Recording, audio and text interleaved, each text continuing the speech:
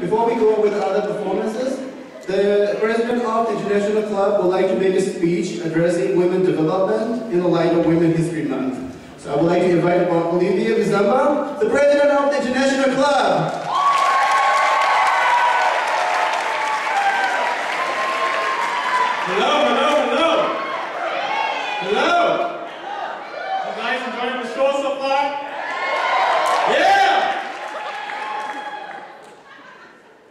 Well, welcome back.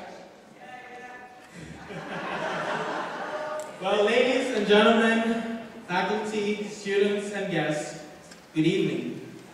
My name is Olivia Lusamba, and I am a third-year student here at Warburg College, majoring in political science, international relations, and French.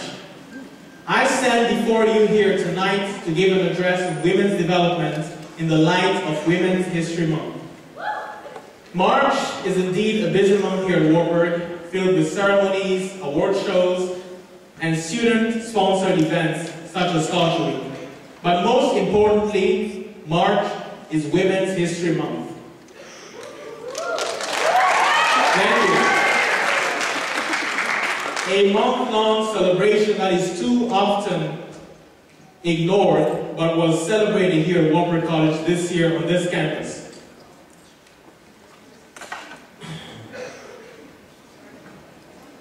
But before I go any further, please allow me to take you on a journey back in history. 1848, the first Women's Rights Convention takes place in New York, sponsoring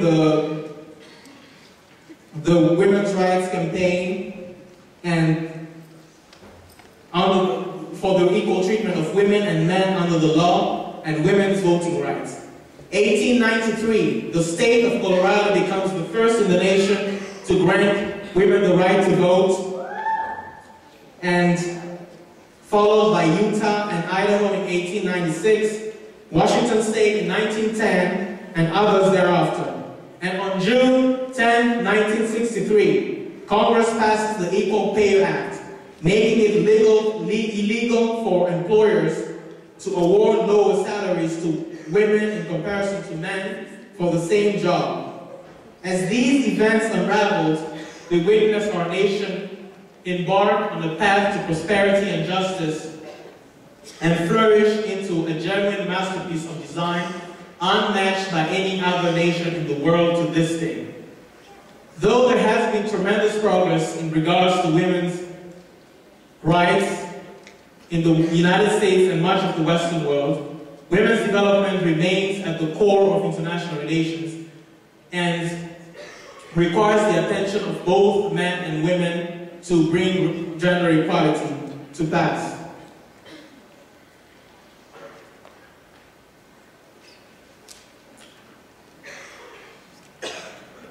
My heart cannot help but separate for the little girls who are deprived of an education in the Congo due to poverty and discrimination, and those who are beaten and burned in the streets of Afghanistan, not because they bear arms and foster chaos or engage in animalculous behavior, but simply because they have the hunger for learning and want to attend school.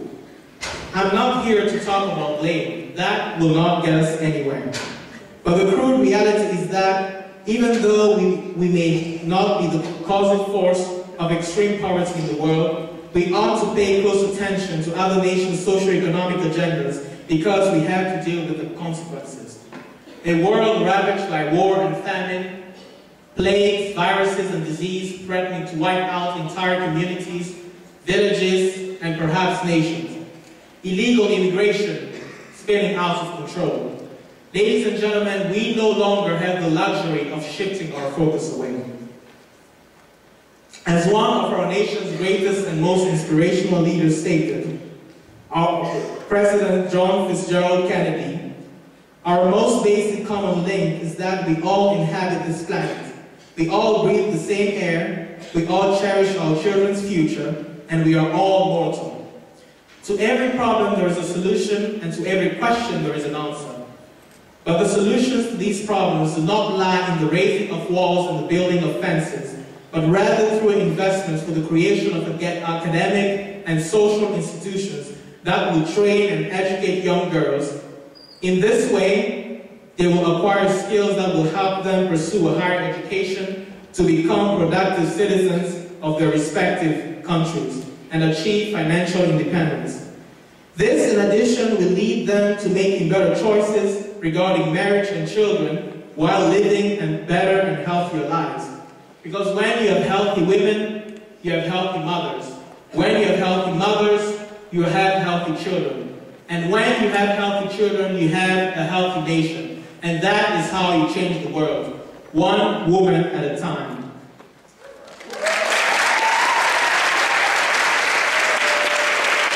Thank you.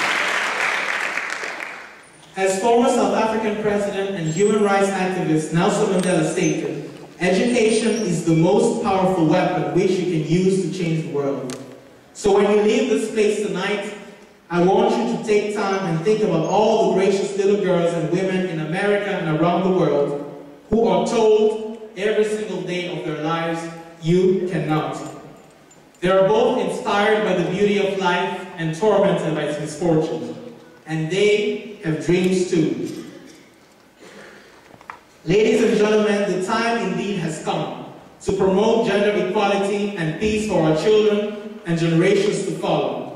But the burden is far too heavy for one woman or man to carry. Which is why I ask you tonight to join me and many others in the United States and around the world as we embark on this long journey to freedom, as we change the world one woman at a time and tear down the walls of oppression and build bridges of opportunity. Thank you very much. God bless you.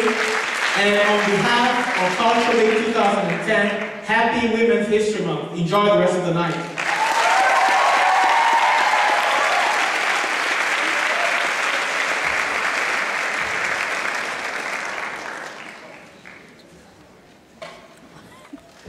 Yeah, that's my president.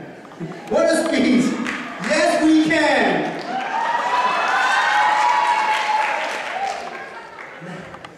Now moving on with the show, I'd like to call again on stage